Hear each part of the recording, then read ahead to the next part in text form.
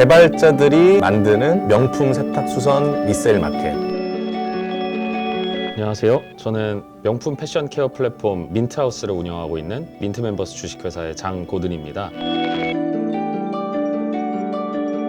저희 민트하우스 같은 경우에는 이제 세탁 수선을 중점적으로 서비스를 진행하고 있는 플랫폼이고요. 보통 이제 공장형 세탁 플랫폼이나 동네 수선실, 세탁실에 맡기기 조금 무서운 고가의 명품들을 저희가 전문적으로 케어를 해서 안심하고 맡기실 수 있는 서비스를 진행을 하고 있습니다. 좀 우리가 케어하는 방식, 어떤 부분에서 좀 다른지 자세하게 설명을 좀 부탁드리겠습니다. 기계가 하냐 사람이 하냐에서 가장 큰 차이점이 발생을 하고요. 기술을 가지고 있냐 없냐도 굉장히 중요한 포인트로 이제 작동이 됩니다. 흔히들 알고 계신 공장형 세탁 플랫폼 같은 경우에는 수건이라든지 와이셔츠 이 정도의 좀 공장형으로 빨리 돌아갈 수 있는 생활 빨래를 진행을 한다고 하면은 저희 같은 경우에는 이제 안감이 터졌거나 구멍이 났다든지 내지는 특수 오염 같이 황변이 왔다든지 이런 것들을 제거하는 데서 좀 차별화를 가지고 있다고 봐주시면 될 것 같고요. 개인 세탁소 수선실 분들 중에서도 잘하는 장인분들이 많기는 한데 그분들 같은 경우 이제 서비스가 굉장히 이제 한정적이에요. 등산화만 하면 등산화만 한다, 아니면 셔츠만 하면 셔츠만 한다 이런 분들이 계신데 저희 같은 경우에는 의류랑 가방이랑 신발 전부 다 진행을 하고 있는 상태입니다. 장인 정신으로 케어하다 보면 시간도 오래 걸리고 상대적으로 오퍼레이션도 많이 들어갈 텐데 얼마나 빠르게 이 서비스를 제공할 수 있지? 라는 좀 의문이 들거든요. 또 어떤 준비가 좀 있습니까? 현실적으로 저희가 지금 준비하고 있는 내용들은 아카데미에 좀 가깝고요. 작업이 사람이 직접 해야 되다 보니까 민트하우스 차원에서도 아카데미를 운영해서 신규 인력을 계속 육성해 나가는 방식으로 진행을 할 생각을 하고 있습니다. 개별 아이템을 수거하고 검수하는 절차도 있고 다양한 부분에서 좀 기술적인 요소도 있을 것 같은데 어떤 부분들이 좀 있을까요? 물류라든지 검수 부분이 사실 사람의 품이 들어가서 좀 많이 힘들기는 하거든요. AI 그 인식 기술을 통해서 기존의 새 제품의 팩샷과 그다음에 저희가 가이드라인을 이제 들여가지고 촬영한 사진 두 가지를 이제 닮은 꼴로 비교를 해서 차이점 부분을 확인을 하고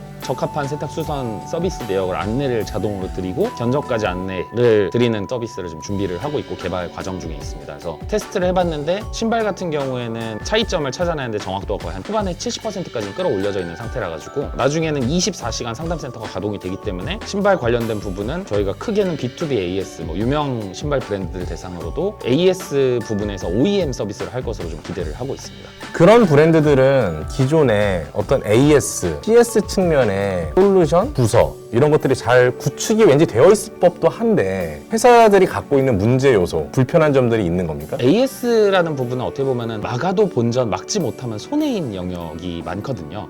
유상수리 같은 경우에도 이걸 검수하려면은 이 세탁수선 기술을 가지고 있는 분들이 거기 배정이 돼야 되는데 기술자다 보니까 회사 입장에서는 인건비를 부담하기가 좀 쉽지 않죠. AS 같은 경우에는 기존에 이제 동네 세탁수선실에서 알아서 하라는 식으로 좀 떠미는 경우가 많아서 아주 최소한의 이제 상담 인원만 갖다 놓고 외주업체 끌어다 쓰는 경우가 많습니다. 근데 이렇게 되면 결국 고객들 입장에서는 비효율을 좀 체감을 하게 되고 알맞지 않은 서비스를 받게 돼서 맡겼다가 되려 더 사고 나는 경우도 많다 보니까 브랜드 차원에서도 좀 이런 부분에 대해서 굉장히 소극적으로 나가고 있었어요. 하지만 저희는 이제 B2C로도 서비스를 하고 있는데 그것을 그대로 그냥 플러그인 시켜서 B2B한테 적용 OEM을 할 수 있기 때문에 브랜드가 좀 저희한테 좀 메리트를 좀 느끼지 않았나라고 생각을 하고 있습니다. 마켓 확장 측면에서 붙일 수 있는 또 다른 좀 수익 모델들이 있을 것 같은데 또 어떤 좀 그림을 그리고 있습니까?